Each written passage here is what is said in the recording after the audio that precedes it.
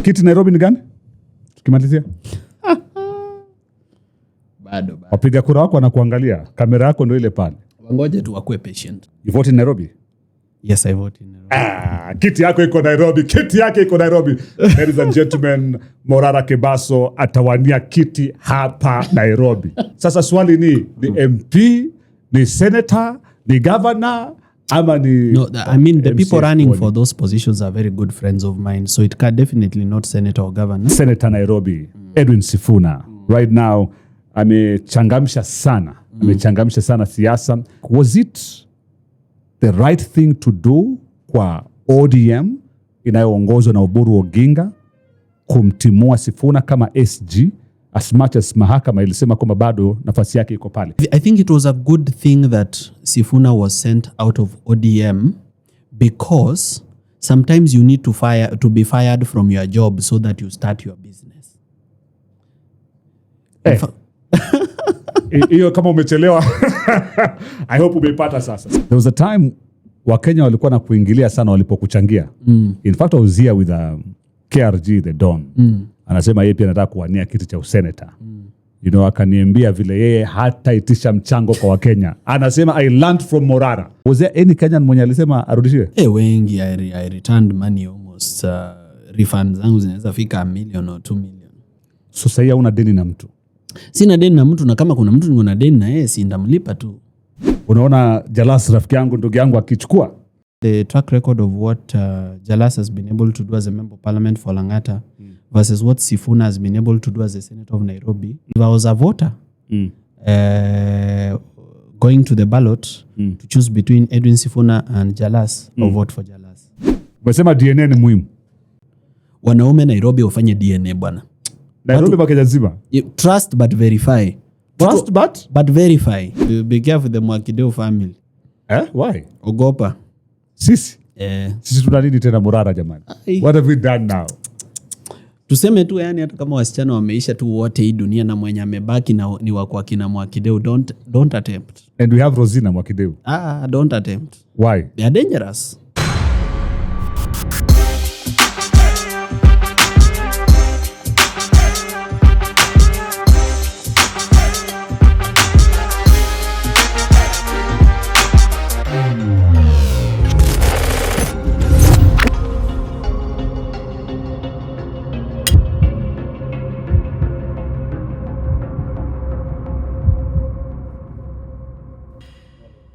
What's up, ladies and gentlemen, boys and girls? Welcome back. This is AMTV and I'm your chairman, Alex Mwakideu. Thank you so much for watching. Asante sana kwa kuchagua pia AMTV. Just in case uko nyumbani pale ulikuwa na watch TV, alafu umetap pale, umecheck katika YouTube, unajua kuna options mingi. Like unasema, Mwakideu ndo huyu, wacha ni cheki. Naona huyu yuko, wacha ni chague hapo. Thank you so much. Asante sana. I really appreciate that. Alafu kama uja subscribe, why not? Subscribe please. Subscribe pale katika YouTube channel ya AMTV ndo to grow zaidi. Tufike 200,000, 300,000, you know, at least tufike 1 million. Why not? Thank you for sharing. Thank you for commenting. First of all, let me check the comments ambazo zilikam katika last ama previous episode pale ambao tulikuwa nayo na Pastor T, by the way. Anasema, I'm shocked Pastor T akisema he didn't know he's a voice to so many people.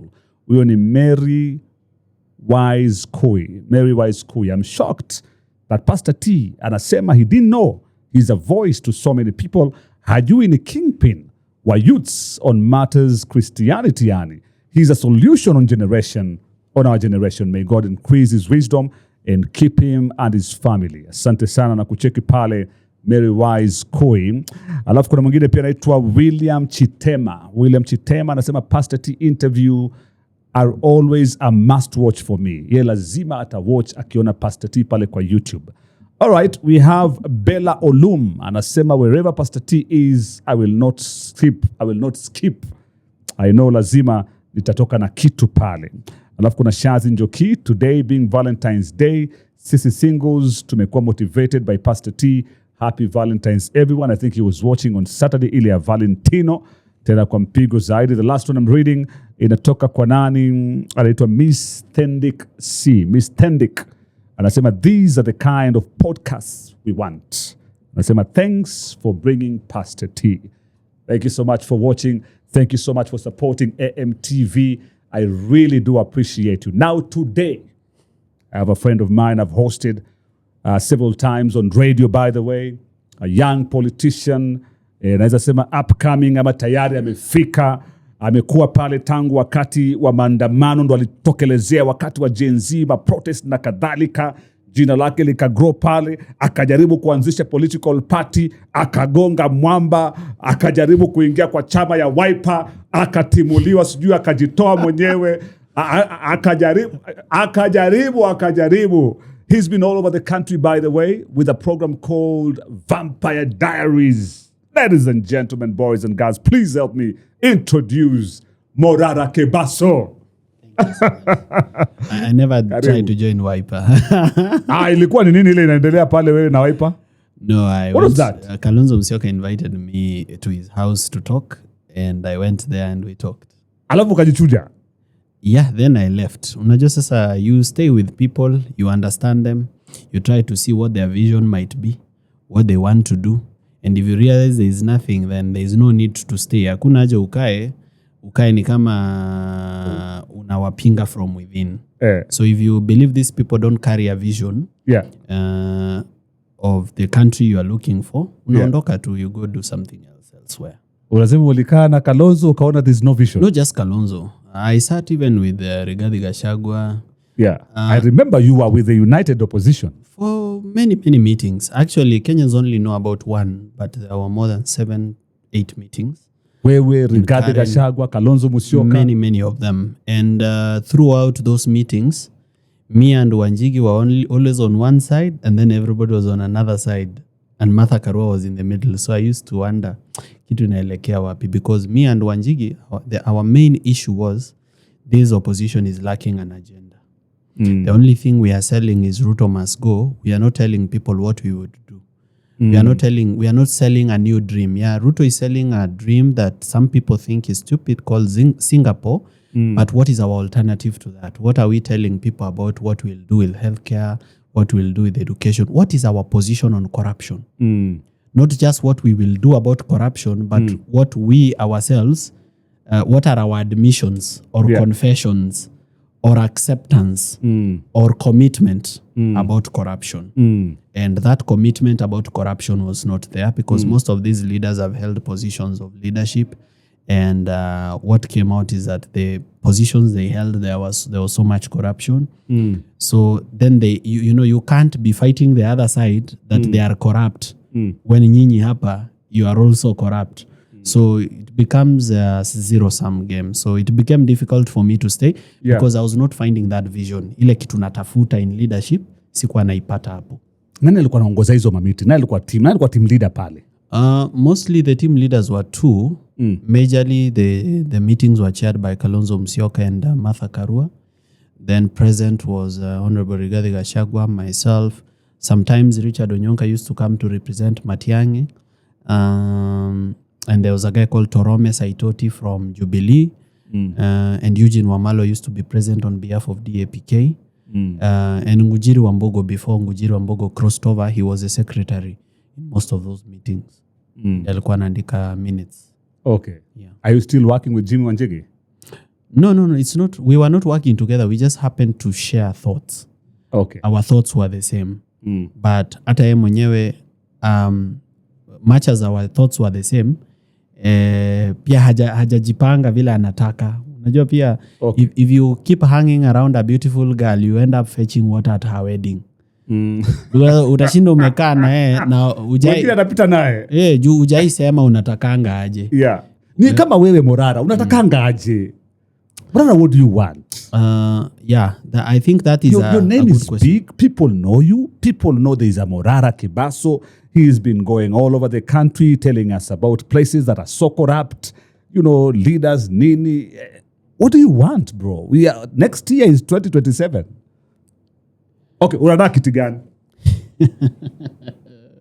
Kuja juice Morara. Nataka kiti gani? Hapo bado kidogo. Lakini utasimama. Yes. 2027. Yes. But hujamua wapi na kiti gani? Nimeamua, lakini siwezi kusema kwa sasa. Huwezi sema kwa sasa. I will But declare. already you have the place. Yes. Nairobi ama home? Kenya. I'll be running for a position in 2027. I'm Alright. preparing myself in terms of getting a political party vehicle or joining one, which is serious. So it doesn't have to be my own political party. I can join a political party that is serious and that we share values. And I'm also preparing myself in terms of resources because I've seen the challenge of campaign financing vile inakaa. All right. So yes, I'll be running, but I've seen many people have declared. Congratulations to Jalas for declaring that he'll be running for Senator Nairobi. Babu has declared he'll be running for Governor Nairobi. Many people are declaring. Hata wewe unafaa declare. Unaona Jalas rafiki yangu ndugu yangu akichukua? Yeah, politics is tricky. You cannot know for sure, but he's a smart politician. Many people thought he can't defeat Korir and become the MP for Langata, but he did. Yes. So he's braved storms. There's a time he crossed over from Raila's side and joined William Ruto. That was a very, very confident decision. Anasema bado yuko ODM bwana. Hajasema he didn't cross over. Anasema Ruto is my friend. No, I am still ODM. Jalas went to Ruto before Raila went to Ruto. No, before Raila did a handshake with Ruto, Jalas was already with Ruto. As a friend, not... Sasa siasa mambo ya urafiki ni gani? They were doing politics together. He was even the ones who was bringing the president to come and inspect the housing projects in Langata. He was working with the president at the time. So he took a very big political risk. But as time has come to prove, is that he was not wrong. In the end, hata kama alitangulia kwa Ruto, wale walikuwa nakataa huyo Ruto walikuja wakamjoin tena huko kwa Ruto.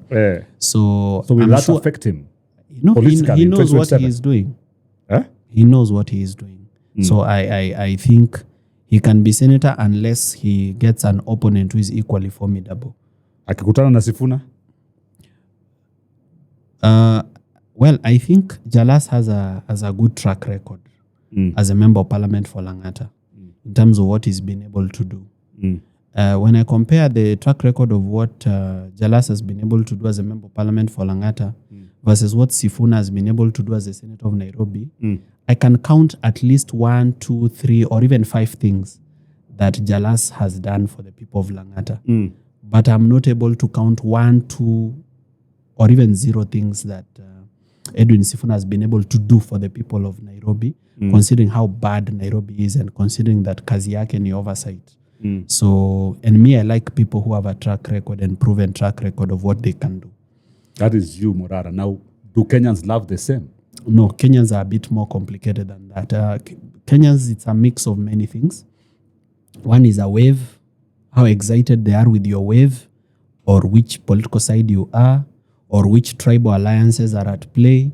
So for Kenyans, it's a different thought. But if I was a voter, going to the ballot to choose between Edwin Sifuna and Jalas, I'll vote for Jalas. Wow. You vote in Nairobi? Yes, I vote in Nairobi. Kiti yako iko Nairobi. Kiti yake iko Nairobi. Ladies and gentlemen, Morara Kebaso atawania kiti hapa Nairobi. No, unaweza hamisha kura. Hakuna kuhamisha nani kura. Atawania kiti Simbarati alihamisha yake Kisii. Sasa swali ni MP, ni senator, ni governor, ama ni... No, I mean the people running body. for those positions are very good friends of mine. So it can definitely not senator or governor. Babu, is such a close friend, and not atujaanza jana ama last week ama last year. We've been friends from campus. Nimekuona naye kwa mapicha picha since when we were in university. Yeah, we've been friends through and through and through. Okay. Hata wakati wa CORD, even when he was, wanted to run for MP Westlands, tukiwa bado student leaders, yes, we were still friends. So I can't run against Babu. We are too close. Okay. It's family. Haitakuwa sawa. And I can't also run for Senate. Babu, it's a bit more complicated also. How? I really wish that he would win. How complicated is it? But I'm worried for him. Why? It's complicated because Nairobi politics is mainstream politics. Huwezi toka nje na chama ijulikani ama chama yenye si mainstream. Mainstream, I mean the parties for the main presidential contenders. the presidential battle usually reflects itself on the Nairobi politics, more especially the governor. So that is why in 2013, you had Kidero from CORD running against Waititu from TNA. From TNA then in 2013, yes. I remember Waititu was in TNA. Yes. Then in 2017, you had Mike Sonko, okay, from Jubilee. Running against Polycarp Igate. No, it was not against Polycarp Igate. It was still against Kidero. Yes. But now Kidero while in NASA. NASA, yes. Okay. Then you move forward to 2022, where Sakaja of UDA was a presidential party, it had a presidential candidate, was running against Igade, who was from Jubilee, who they had a presidential candidate kwa hiyo mrengo yao, Azimio who was Raila. So presidential politics plays in Nairobi politics. So what I'm worried for Babu is that Gachagwa's side wants a Kikuyu. No. Hold on there, Morara. DCP. Are you already saying that Gachagwa's side will create that presidential side? Gachagua will be the most consequential opposition decider for opposition politics. Whether they go in as one party or as a coalition of party, Gachagua will have strength from numbers to money. Because his community is always willing to invest in politics because they've tested the advantage of having political power and using it to influence their business. So now you're saying the same thing that Junet Mohamed, the Suna East MP, said the other day, that kutakuwa tu na mirengo miwili hapa. Kutakuwa na broad-based na kutakuwa na Wamunyoro. Whether it's Wamunyoro running or Wamunyoro supporting someone, Wamunyoro will be the decider there. So now that Babu Owino na kina Sifuna na kina Osotsi na kina Orengo are coming up right now, you don't see any opportunity of a third wave in this country? If there was, ingekuwa imefanyika. But now you should know all those people who are there, all of them, mahali wanatoka. The biggest problem we have in Kenya is tribalism and kingpin politics. If you see Anthony Kibagendi, the MP for Kitutu Chache South, in a meeting in Kitengela, you should know 100% he has the blessings of Fred Matiang'i. If you see Pauline Njoroge in a meeting in Kitengela, you should know Uhuru has given her blessings to be there. If you see Onyonka there, Matiang'i has given blessings for Onyonka to be there. The day you see Penina John Medhu there, you know Gachagua has given Medhu blessings to be there. Our biggest challenge in this country is the ownership of tribalism. How much tribalism and tribal political parties and tribal kingpins have a grip on this nation. It's a tight grip. And it's a tight grip on power, a tight grip on political party, a tight grip on tribal loyalty, and a tight grip on money. So you're saying today that there's no way that Babu Owino Mheshimiwa Embakasi East MP will be governor if he won't be on either side? To be difficult. Because even if Babu has his party ameficha kwa nyumba, where will his MCAs come from? Because that's the same problem Kawera Mwangaza faced in Meru. She became governor, independent. She doesn't have MCAs. MCAs ni wa chama zingine. And she was impeached. She went home. Okay, so this is Nairobi, and you know how competitive Nairobi politics is. My MCA wengi watakuwa DCP na UDA. So if he's not running on either of them, which party is this that will protect his power so that then he's able to work and deliver? Because see, bad politics is bad leadership. You can't deliver when politics is iko na shida. For example, Sudan, kuna vita. So the politics has a problem. Is it possible to do business in Sudan right now? Unaweza enda ufungue supermarket ya Quickmart Khartoum. You cannot. Because of the situation, the political situation. That's why kwa vitabu za history tukwanga tunaambiwa political stability equals economic development. So for Babu to be able to do anything positive in Nairobi as a governor, he needs the politics to be quiet. And for the politics to be quiet, he needs to have a party, and that party needs to have MCAs, so that then through the control of the party, they are able to have one agenda. Now the question I'm asking myself here is, are you saying between now and 2027, there is no opportunity for Babu, Sifuna, the Ososis and the Orengos to create that, or come up with a party or something else that will actually attract more people kusimama nayo, kuwa na MCAs, kuwa na senators wao, kuwa na presidential candidate wao, and to go beyond DCP and probably even broad-based. That has always been my prayer. Every day when I wake up, that has always been my prayer. That one day the young leaders of this country will break away from the legendary political parties that are built on tribe to protect theft and form something new. But that prayer and reality ni vitu mbili tofauti. And you can learn from Morara Kebaso's case, you can learn from George Natembea's case. Any young upcoming leader that looks like he has a vision, who has tried to create a political party, it turned out to be impossible. I tried to create Inject Party, I was blocked. Just when I had gotten my interim registration, was waiting for final registration, ni field candidates, hii Kenya mambo ingekuwa tofauti sana. I was blocked. When George Natembea wanted to break away from DAPK and What was your reason for being blocked? Okay, for me, they brought up things that were not in the law. For instance, I'll give you one letter that was written to me by the registrar of political parties, that all the founder members of a political party cannot be all youth. That if all the founder members of a political party are youth, then it is discriminative on the basis of age. And then they quoted a law which doesn't exist and which was not there.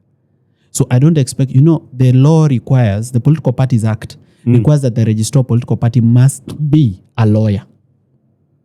So all registrars of political parties have a law degree. So for them to say a certain law exists when it doesn't, unajua tu they are compromised. Because that law was not there, they were even unable to quote it. Okay. So what I'm trying to tell you is, it has always been my dream that they can break away from these legendary political parties. But even Natembea came up very well. He has a very good message to liberate his people from poverty. In fact, Natembea's main message is liberate the Luhya nation from poverty, because when people are poor, they are easy to be used. Let's liberate our people from poverty. Poverty alienation will help them make better political choices. He was unable to break away from DAPK, which is funded by Uhuru through Eugene Wamalwa. He's been unable to break away from it. He tried forming his own party. What do you mean blocked. DAPK is funded by Uhuru through Eugene Wamalwa? DAPK is funded by Uhuru, and I can confidently say it because they can't even sue me because it's true. I can prove it. Kuna evidence. Of course. Mimi niliita surveyor wangu anaishi Rongai, akakuja tukaenda naye paka Karen Chui House usiku na Uber, tukaweka kamashini chini, tukachukua coordinates, tukaenda kwa cadastral, coordinates ikatupatia deed plan ikatupatia map number, tukaenda Survey of Kenya tukachukua map number, tukaenda tukatafuta ile ili subdivide hiyo mashamba, tukaenda Ministry of Land Ardhi, sasa tukapata the owner of the land. Sasa why kama headquarter iko owned by Uhuru? Chui House hapa Karen. Kama headquarter yenu ni ya Uhuru. No, it's the land, not the party. You think Uhuru gives anything for free? Have you ever seen the Kenyatta family giving anything for free? Si wanalisa ama wanalipa? Bro, let me tell you why the Kenyatta family needs a political party in Western. Because you would wonder also, why is it that people coming from Central want to have political influence in Western? It's because of sugar business and timber. It's two things, sugar and timber. There were sugar companies that were owned by the government of the Republic of Kenya. And that government is me and you, because we are the taxpayers. So we were the owners of those companies. One such company was Zoia Sugar Company Limited. In 2025, around June, it was given to Jaswant Singh Rai. West Kenya Sugar Limited, Jaswant Singh Rai. Go to Kabras Sugar, Jaswant Singh Rai. Go to Naitiri Sugar Factory, Jaswant Singh Rai. All sugar companies in Western, they are Jaswant Singh Rai. So you start wondering, so this Jaswant Singh Rai, is he like a very intelligent businessman? So that whenever government is unable to run the sugar companies and pay farmers, they give it to him because he has better brains to run them. And you find Jaswant Singh Rai owns another company called TJS Agro. He owns another company called Genesee Investments. And Genesee Investments is a shareholder in Gishea Holdings. Gishea Holdings is a shareholder in Gishea Investments. Gishea Investments is a shareholder in Goodman Trust Corporation. Goodman Trust Corporation, the directors are Mama Ngina Kenyatta, Uhuru Kenyatta, Margaret Wanjiru Gakuo, the wife of President Uhuru Kenyatta. Uliingia DCI siku moja ama ulijaribu job ya DCI one day? Ama washai kutafuta? Those are big companies. You see, and they have legal departments. Kama wanasikia ati mimi nasema uongo, waweke kesi kesho. Takuja na documents huko kotini, takuja na documents lori mzima.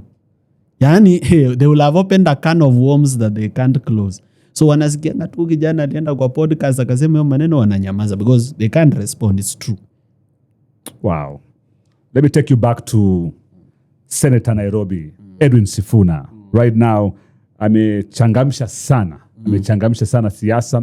Kitengela the other day, umati ulikuwa mkubwa sana compared to even Tononoka, where Oburu Oginga alikuwa kule Tononoka. What do you think? Was it the right thing to do kwa ODM inayoongozwa na Oburu Oginga kumtimua Sifuna kama SG, as much as mahakama ilisema kwamba bado nafasi yake iko pale? Was it better for them? I think it was a good thing that Sifuna was sent out of ODM, because sometimes you need to be fired from your job so that you start your business. Hiyo kama umechelewa. I hope umepata sasa. Sometimes you need to be fired from your job so that you can think. Because you are not thinking because you are comfortable, because you have a job. Inafaa ufutwe tu ndio uende ukatafute sasa namna so that then you succeed. Okay. So I think it was a good thing for them to send him away, because that's like an eagle shaking the nest, watoto waanguke so that they learn to fly. But now it was wrong for him to insist to stay. Really? Vile walimfukuza hivi, hiyo momentum ametoka nayo, angeazisha nayo chama. Unaona vile Gachagua was impeached like this, akatoka na hiyo momentum na akachukua DCP na akaibuild. That's what Sifuna should have done. Insisting to stay. Unajua ODM ni nyama ambayo iko kwa makucha ya simba. Sifuna cannot save ODM. And he can't rule it, because the person who has bought ODM has so much power Sifuna hataweza, and he has backing of the state. What do you mean the person who has bought ODM? ODM has not been bought. ODM has been bought. Bought and paid for. Bought and paid for. You don't know that political parties are sold? You can buy a political party, right? Morara Kebaso. Yeah. Come on. Come on. Mimi nakwambia ukweli bana. Hiyo chama imeenda. Nimemsikia chairperson akisema Gladys Wanga, chama kipo bado, hakijauziwa mtu yoyote. So why then are they insisting to support President William Ruto? Why are they not willing? Broad-based government. Mbona hawataki kunegotiate from a point of strength? Wako ndani ya broad-based government. Wanasema kwamba so wako ndani but wanataka kunegotiate wakiwa ndani. Si una negotiate ukiwa nje, mkikubaliana ndio ingie. Mbona una negotiate ukiwa ndani kama hujanunuliwa? Why are you negotiating while inside? So ushaingia, so una negotiate nini? Una negotiate ndio uingie mahali ushaingia. Acha hiyo mambo. Lakini Morara. So now that Sifuna alitimuliwa na ameamua kungangania hapo kukaa pale na unasema he should have started his own political party. If he's genuine, if his intentions are genuine. Lakini alisema yeye hatakuwa mmoja wale watu ambao watasambaratisha chama cha baba. So why fight over what is dead? You know, sometimes acceptance is the first step towards healing. ODM is dead. Raila could not take a party from his own father. He had to go make his own party. Na huyo ni baba yake. So what about Sifuna? Are these people his relatives? Raila himself was unable to take the party from his own father. Even his own father didn't want to give the party to Raila, his son. So Raila had to step away, create a party, then make that party bigger. So hii yake ya kutaka kukaa, anataka kukaa why? Is there time for that? Ruto left Jubilee, went and created UDA and ran with it and became president. So why do you insist to stay inside something that is dead? Kitu kama imekufa, unashinda hapo kwa burial site, kwa cemetery kwa nini? You want to cry till which year? Unajua ndo shida iko Western na Nyanza. But Morara wewe umejaribu kuanzisha chama. Spend 2 weeks fanya matanga. You know the process of starting a party. Mpaka iwe katika 24 counties kote kuwe na ofisi, uwe na members, uwe na political, you know all that. Yeah. Is there time for that? I mean funds are limiting, eh? Funds are very unajua there is time, but the problem is resources. Resources are a big limitation towards doing that kind of thing that we are talking about. But there are so many parties that are already formed that you can join or that you can form a coalition agreement with na vacate some of the positions, maybe kama ni secretary general, organizing secretary, kulingana na vile mmeelewana. I'll give you an example. Mike Sonko is not allowed to run for any public office in the Republic of Kenya, sio? But he has a party. It's called NDEP. Sasa wameshindwa kwenda pale wamuongeleshe. Awape chama. Because he has a political party. Yeah, so why are they insisting on something that is dead? Washahama na wafuasi. Nyumba wanafanyia nini? Me, I think probably they are fighting for money. Because ODM is worth 10 billion. 10 billion. 10 billion. So since ODM is worth 10 billion, probably be about the money. Because I don't understand. Ushapata wafuasi, ushapata umaarufu, mbona utaki kuenda kuunda chama? Why do you want to insist to stay in a party that has rangos, which you will never own? If they were to go for example, for a new party or a party that is already there, like you, Mike Sonko umetoa mfano vizuri pale. If they were to go to that kind of a party, do you see them overtaking DCP? They can. And maybe even broad-based. They can. But the battle in this country is not a small battle. So are they psychologically prepared? I'll give you an example. If today Sifuna, Babu, and many other people were to decide to break away and create a political party, they need a presidential candidate for that party to make sense. Because the party doesn't make sense unless it's running for president. I mean, the first seat we should run for is the top seat. Okay. Ndio tuongee mambo ingine. Okay. Babu should say, mimi hata governor nimewachia Morara, mimi naenda kurun for president, ama naenda kuwa deputy wa so and so. Okay. But if we were to do something like that, are Kenyans psychologically prepared for the consequences of that? Because Sifuna is a lawyer. If he forms a political party today and says he's running for president or is backing Babu Owino for president or whoever, the first enemy he has is not Ruto. His first enemy is Mudavadi and Weta. Because those are the people who've used lawyers as their cow, their milk cow for a long time. Kila coalition wanaendanga wanasema tutawaletea Waluya, weka kitu. Tutawaletea Waluya, weka kitu kwa M-Pesa, weka kitu kwa account. Mimi nitakuletea Waluya, weka kitu kwa account. They've been hoarding the lawyers. Wamekuwa wametembea nao kama mzigo, kama hoka mwenye anauza. So the first enemies he'll have are those ones. Now those are not small enemies. Because one is a minister for foreign affairs. Another one is a speaker of the National Assembly. Those positions have leverage. And they've been around for years. It means they can go to the president and say, ama wewe ndio unapea watu pesa wakuje kutumaliza. Kwa nini mtu anatumaliza kwa ground yetu huko kwa Waluya na wewe tunaona hapo umenyamaza? Tushughulikie huyu mtu ili tuendelee kuwa useful kwako. So the president will have to decide whether to take Sifuna and dump Mudavadi and Weta and get the lawyers, or finish Sifuna so that he can remain with his Weta and Mudavadi, who he has always trusted. So our biggest problem in this country, tribalism. Anytime you rise politically, they look at you according to tribe. Wanasema, na huu anatoka wapi? Anatoka mahali fulani. Kingpin wake ni nani? Ni Gachagua. Oh, so hii ni ya nini. They judge you based on your tribe. So, and those tribal political kingpins wameunda tribal political parties. Those tribal political parties have tribal political MPs. Those MPs are the ones who sit in the budget committee. They are the ones who allocate funds even to offices that are supposed to do oversight. It is those MPs from those tribal political parties that are allocating money to the DPP's office. They are the ones allocating money to the EACC office. They are the ones allocating money to judiciary. So they have leverage. Wako na mahali wanaweza shika. unashika na kupata. So kuangusha hiyo mlima Yes. ya tribal political parties and tribal kingpins. Yes. Sio mlima rahisi. So it needs number 1 conviction, number 2 courage, number 3 resources. Inataka pesa ya ajabu. Hapo ni pesa kama pesa. Si pesa ya mchezo, because even your own security kwanza, pesa yenye itaenda security hapana machezo. Hata bulletproof vest lazima uvae. Number 4, it needs psychologically prepared Kenyans who their mind has already shifted away from tribalism. They are ready to embrace something new. But you see, kama Mkenya hajatoka kwa tribalism, it's difficult. No, we are not there yet.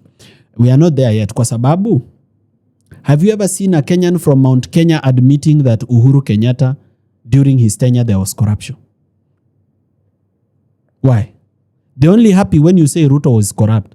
Have you seen a Kenyan from Mount Kenya Mkikuyu tu akikubali Uhuru was corrupt? Akiingia kanisa ile nduru inapigwa, unaonanga aje? He's loved. He's loved by the people he made poor. Vibaya sana. Is anybody in Mount Kenya willing to admit that Rigathi Gachagua almost finished the county of Nyeri when his brother was governor, and that the Sagana River Restoration Project, which was allocated to Barani International, which is an Israeli company, for 1.2 billion, his company called Machine Center Limited received 400 million inside its bank account at Rafiki Holdings, and the money disappeared. And that bank account, that Machine Center Limited, the director is Gachagua's PA. It is Gachagua who received the money. Is a Kenyan from Wamunyoro village in Nyeri, in Madhira constituency, willing to accept that little fact? Are they willing to say, huyu Ruto huyu tunamchukia juu ni mwizi huyu ama juu ni corrupt, lakini hata huyu Gachagua wetu atuoni mahali anatupeleka, atatukula tu kama huyu? They don't accept that. They are only happy when you say mwenye si wao ni mbaya.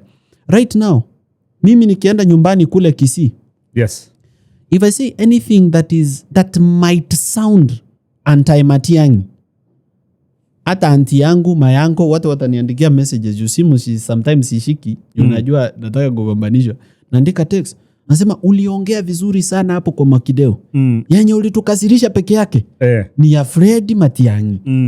Usiguse Fred Matiang'i. But the honest truth is that Fred Matiang'i is in Jubilee Party. Jubilee Party ruled this country for several years. Yes, for several years. And did a terrible mess. A humongous mess. SGR hapa was worth 300 billion. We paid 450 billion. Then on top of that 450 billion, another 450 billion was stolen.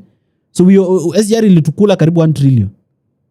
Hapa wakati ya COVID hapa KEMSA kits tumepoteza 200 billion. Vitu za kwenda kusaidia health professionals, nurses, wakati na kuhudumia zile gloves, masks, nini, wasipatwe na hiyo ugonjwa. 200 billion we lost.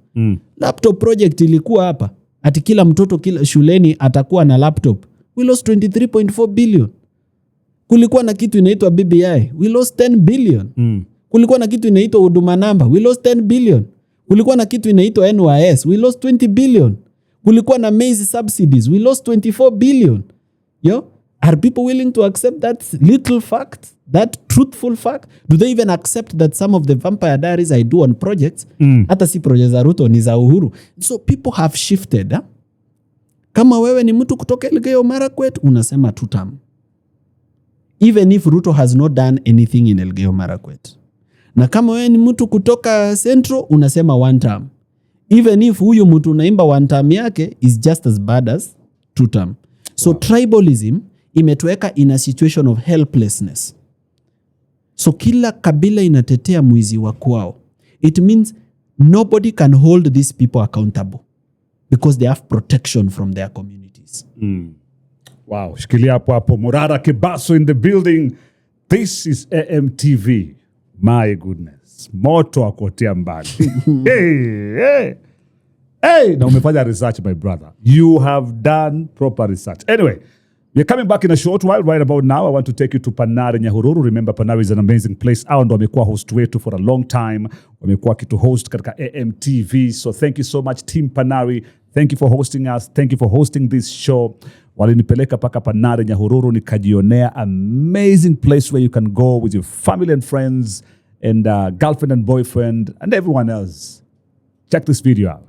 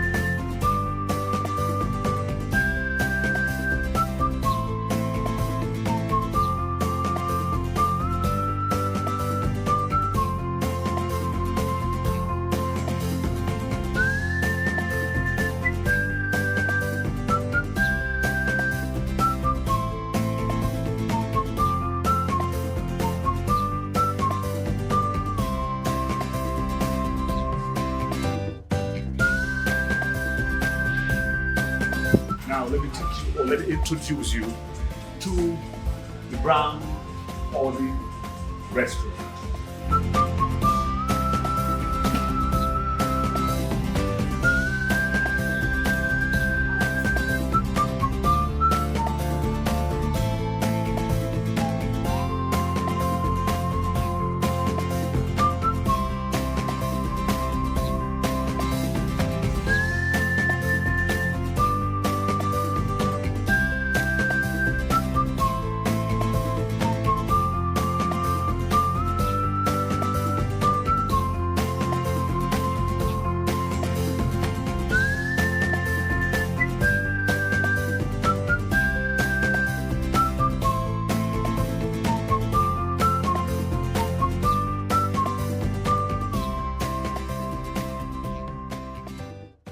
And we're back. That was Panari Nyahururu. Book your space right now. Na ukibook pale waambie kwamba AMTV wamekutuma. Itakuwa mzuri hata zaidi. Morara Kebaso, there's something that the president has been saying over and over again. From the opposition side. Hawana plan. Hawana agenda. Hawana chochote. And to date, there is no clear plan that Kenyans have actually heard from the opposition side. That sasa tunataka kuwapeleka njia hii. Sisi tunasimamia swala hili. And the president has been saying it. Elections in next year. Do you agree? I asked Gachagua that question. I say, niaje, what's the plan? I sat with Gachagua. Kwanza kapeti yake ni kama hii yako, but green in color. So I asked him that same question. And he told me, according to vile amesoma psychology wa Kenya, they don't vote for something. They vote against something.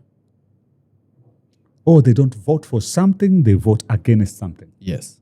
So, hata ukishinda ukiambia Kenyans what you will do, manifesto nini, Kenyans always vote against something. Especially the presidential seat. Yes. So, kwa sababu Kenyans are voting against, you don't need to give them anything for. You just need to tell them what's wrong with what they are voting against. Oh, Lord Jesus. Are you serious? All the we problems. don't need to know the guys we are voting for wataenda kutufanyia nini? Yeah. All the problems in this country can be traced down to the voter. Unajua, Gachagua si ati hana akili ya kuambia watu what he can do. Ni ati voter anaambia hana interest na hiyo kitu. Na what he'll be able to do? Hana interest kabisa. Ruto is actually one of the first politicians who has made an attempt to run a campaign on the basis of a promise. Mgala muwe lakini haki yake mpe. Haki yake mpe? Ruto is the first person to run a campaign on an agenda or a promise. In fact, there are very many people in 2022 who voted for Ruto, not because of tribe. You know, tribe was a factor because there was an alliance between the Kalenjins and the Kikuyus. But there are so many undecided voters who voted for Ruto based on a promise, what he promised to do. So Ruto, a promise is a manifesto, right? Yeah. So Ruto is one of the first politicians to actually bring agenda politics. Yeah. Broad-based, I mean, into presidential politics. Yes. Bottom-up, economic transformation agenda. katika mpango wetu wa Hustler housing, agenda, in housing our plan. agenda. Tumeconnect sasa nyumba 20,000 katika mpango wetu wa last mile connectivity. Sasa tuko na mpango Within 100 days unga utashuka. in another 6 months. So based on those things he was saying, some of them were of ambitious, but at least he said what he will do. He's been talking about something called Singapore. Yeah. And for him, Singapore is about changing Kenya from third world to first world. And how he plans to do it is something called infrastructure fund. Yeah. And he plans to fund the infrastructure fund partly through proceeds of privatization of public entities and also securitization of some of the cash that they will have from that. And he plans to raise, in a few months, he plans to raise about 3 trillion for doing massive infrastructure projects to meet his Singapore dream. So now, let's not look at his honesty, whether he's telling the truth or a lie. The fact is that he's communicating a plan. Yeah. So if you listen to him, you might find a plan in his speech. Whether the plan is true or false, but there's is a plan. a different story, but there's a plan. Now listen to the opposition. Itakuwa ngumu hao opposition ku campaign against Ruto. It will be hard, I'm telling you. Itakuwa ngumu. Because, okay, you are Kalonzo. Are we still there as a country? Ukiangalia tu mwenyewe as a country, as a people, as voters, are we still there where tunapiga tu kura against someone? Voters wako nyuma sana. Bado tuko pale. Rigathi Gachagua alikwambia kwamba tuna vote against someone. Against. Not for an agenda. Not for. Against. Then how come Ruto won? The people of Kakamega will vote against. The people of Bungoma will vote against Lusaka for Didmas. How come Ruto won in 2022? They're voting against Uhuru. See, the economy was in ruins. Ukumbuki by the time Uhuru anatoka, dola ilikuwa 160. The people were angry, bana. Unakumbuka bei ya unga hiyo time? Nakumbuka. Things were bad. By the time Uhuru anaondoka, things were terrible. So you're saying right now Ruto has done something? Not how I would have thought he should do it. Yeah. But Mgala Muya Kiake Mpe, there are things he's been able to do. And there are things he has terribly messed up. Okay. Aya, kiti Nairobi ni gani? Tukimalizia. Bado. Wapiga kura wako wanakuangalia. Kamera yako ndio ile pale. Wangoje tu wakue patient. Wapiga kura. Wakue patient. There is still a lot of unknowns. Chama? And that's what I'm telling you, there is still a lot of unknowns. You see, I have to make a decision now. But are you going to be on the broad-based side or on the Wamunyoro side? I can be on either side. You can be either side. Any can do. Nishaelewa voter wa Kenya, so naweza kuwa any of the two. I can be either in the opposition ama pande hiyo ingine. Mimi ni hesabu napiga saa hii. Saa hii kichongo imejaa hesabu. Calculator yangu inalia tu juu napiga hesabu na I'm trying to see where can I position myself for me to be able to do some real work that people can see. Because right now, people only know Morara for criticizing incomplete projects. Yeah. Here haijafanywa 200 million was allocated here. Here haijafanywa 1.2 billion. Here haijafanywa 700 million was lost here. But they are asking themselves, okay, Morara, we see what is wrong with our country. But show us something you've done. Okay, we can see what you've done with your business, but that's your business. Yeah. Everybody does well with his business because now that is his life. Yeah. But now, please get a public position. Show us something you can do with a public position so that we build the trust that if you're given a higher position or a different position, you'll be able to do something bigger and better. So I'm looking for a political position that has platform, that has access to resources, where I can influence policy, where I can influence development, so that then Kenyans judge me. Even my anti-corruption stand. There are people who, they say, and probably I can't fault them for saying that, they say, we unajifanya we si corrupt, ni kwa sababu hujapata opportunity. Yes. So I would like to place myself in a position where I have an opportunity to be a leader and prove that it is possible to remain rich and even become richer without stealing and without being corrupt. So those are some of the things I want to prove practically, because Kenyans washasikiza mambo ya watu wengi. So many people have talked, but nobody's doing waone through actions. So I'm at that point where, yes, we have said so much, but can some people do some real work? Wacha watu wafanye mambo tuone.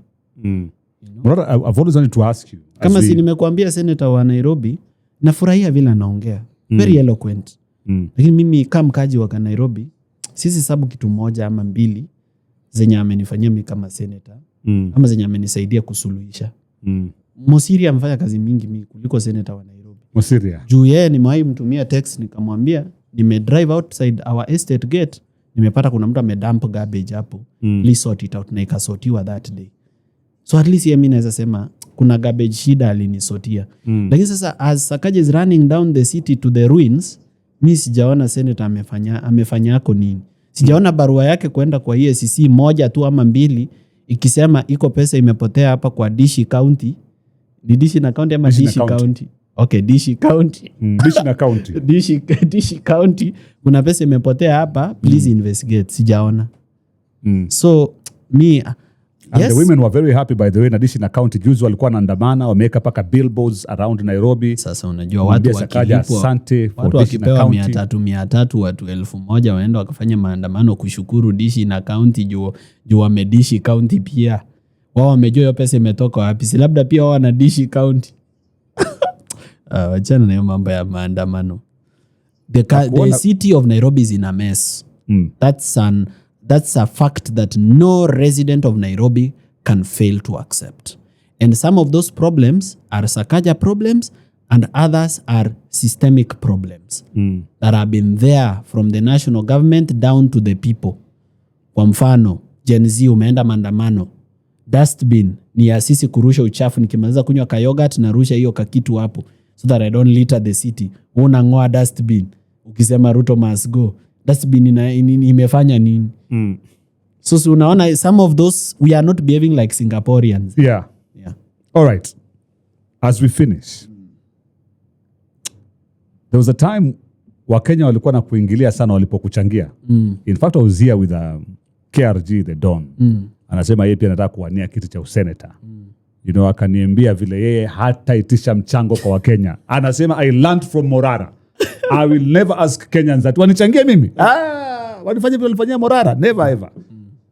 There's a time I remember ulikuwa unasema kama unataka nikurudishie niambie. Was there any Kenyan mwenye alisema arudishie? Wengi I returned money almost. Refunds zangu zinaweza fika 1 million or 2 million. Are you serious? Yeah. Nirudisha pesa. Si nilikuwa narudisha na post message online. Twitter, Facebook, niliweka messages. Refunded, confirm you've received. Ni refund, wale walikuwa nataka niwarudishie pesa. Kustaki stress. Umenichangia. What is that, Morara? But you had a reason why you are fundraising, right? I had a good reason to fundraise, but sasa unajua ishaingizwa siasa, ishaingizwa ukabila, and you can't be louder than 1,000 bloggers who have been paid. No, but you focus on delivering that which you promised the guys who are fundraising for you. But that you see, will deliver. whatever I want to deliver is dependent on public support. I have to have the people with me for me to be able to deliver that which I have promised them. But the bloggers have been able to convince the people who are with me that I'm stealing from them. So the people who are with me are not with me anymore. So I can't achieve what I promised them because already bloggers, wale state sponsored bloggers, wamesha run narrative na narrative ishashika. So what do you do? To remain a man of honor, waambie haina shida. Pesa yenu mlinichangia nilitumia kwa mafuta. I've been able to travel to 32 counties, 29,000 kilometers.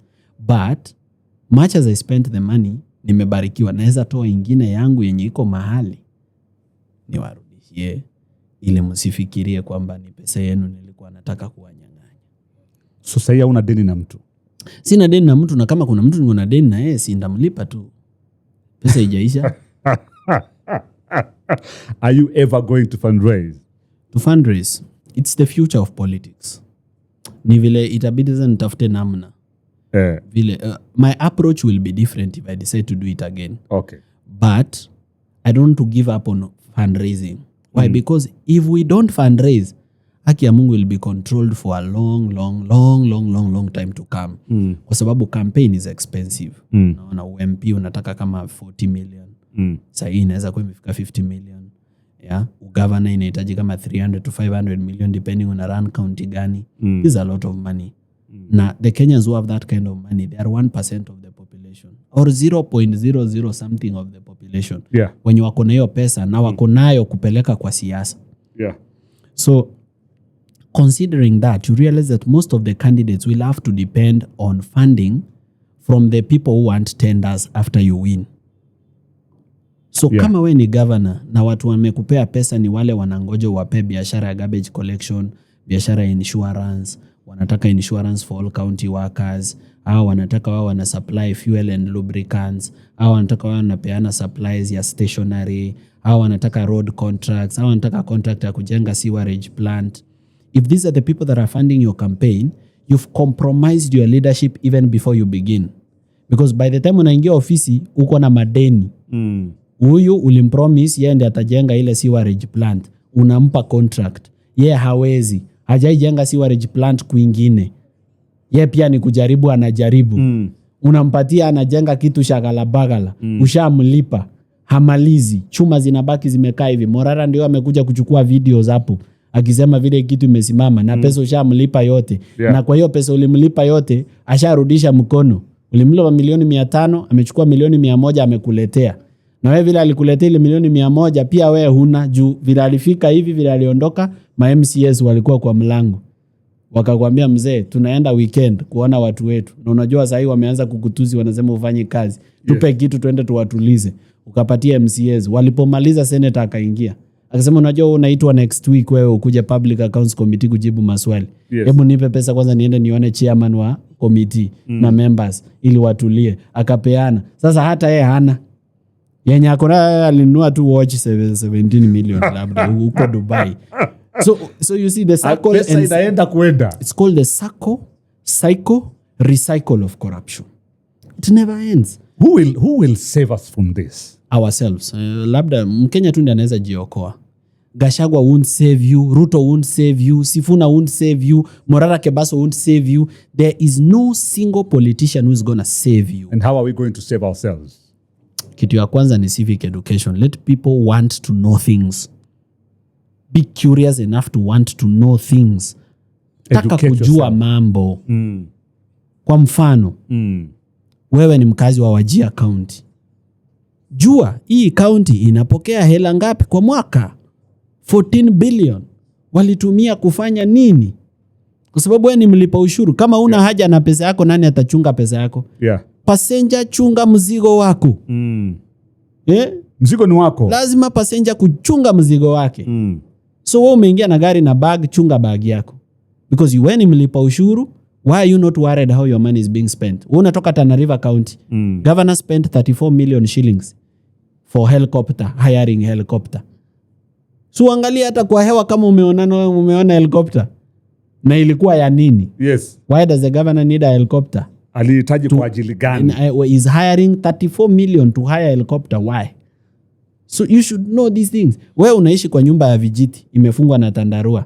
Wanajenga sijui governor's residence ya 100 million. Don't you think there is a problem there?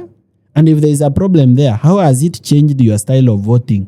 Ama wewe bado na vote kiklan.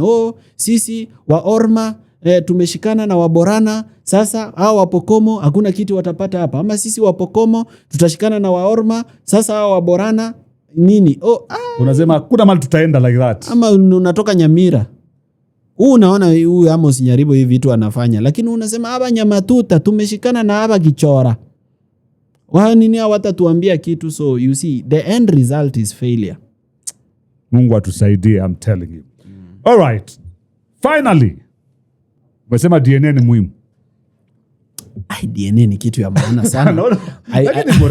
I said it on TV for 7 nikapigwa, but I'll repeat it again. Wanaume Nairobi ufanye DNA bwana. Nairobi Kenya nzima. Trust but verify. Trust but verify. Wacha kuishi tu hivi. Fanya DNA. Toka na mtoini kama unaenda kumnunulia pizza, pita pale Raila Odinga Road, hapo nyuma kuna Camry, ingia hapo, watoto kuna kakitu wataingiza hivi kwa mdomo hapa na hapa chini kwa tongue, watoe saliva, wataweka kwa envelope, label, we enda. After 1 week kujia results. Sasa si lazima uje na mtoto. How much is it? Na kuna Lancet Kenya, kuna other places, there are like 5 places that do DNA. It's like 27,000 to 30,000 to 40,000 depending ni wapi unafanya. Lakini it's a small price to pay to know your truth. Wacha kuambiwa unajua hizi vidole zinakaa zako, hii kichwa uoni hata inakaa ya grandfather yako, sisi hata hatusmilingi hivi tukifunga macho. No. Verify. Let me tell you, people who stay together wanafanananga. So inaweza kuwa hata umekaa na mtoto sana paka mmefanana. Just go and look at your parents. If they've stayed together for like 20 years, utarealize wameanza kufanana. Why? Because they shower the same water, they eat the same food, they live in the same environment, same temperature. That's why after 10 years of staying together, sura inaanza kufanana between your parents. So it's important to do. So usiambiwe ati vidole ati let men do proper DNA. All of them. Even if your wife hajai kufanyia kitu, she goes for all her choir practice. She is even on the praise and worship. She's a minister in church. Anajifunga ile kitamba ya blues, wanaitwa Dorcas women. Ama ni Seventh Day Adventist. Hata yende anamachisha watoto Pathfinder. Yende anaimbisha watoto Sunday school. Kuomba anaomba paka na speak in tongues. Hiyo mambo yote 9-10 fanya DNA. Hey. 9-10 fanya DNA. And be careful with the trust but verify. Be careful with the Mwakideu family. Why? Ogopa. Sisi tuna nini tena Morara jamani? What have we done now?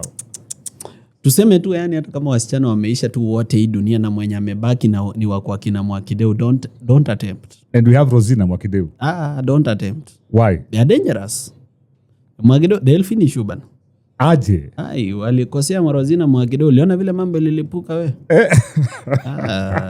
Mimi hiyo nishaogopa. Fear. Fear them. Fear them. Waone, don't touch them even with a stick. Wachana tu nao. Ukiona the Mwakideu is passing, unawapa heshima yao, wanaenda tu, because sasa unless wewe unataka kuwa subject kwa podcast. Kama uogopi podcast sawa.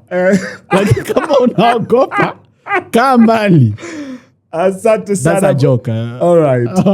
Morara Kebaso, msikilizaji, mtazamaji, tena kwa mpigo zaidi. Thank you for keeping us company. Shukran sana by the way.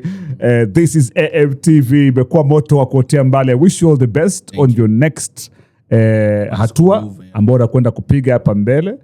I'm sure. How many weeks hivi tutarajie kusikia kutoka kwako? In the next 1 or 2 weeks. 1 or 2 weeks? Yes. Tutangaza rasmi. Kuna mambo tunapanga. Alafu tutangaze rasmi within 1 or 2 weeks. I like that. Thank you for watching. Please keep commenting, keep sharing, please subscribe and keep liking. Alafu tukutane on the next one. Mimi chairman naitwa Alex Mwakideu, nikiwa na mzee wa kazi Morara Kebaso. Thank you so much my brother. Thank you so much. Anytime.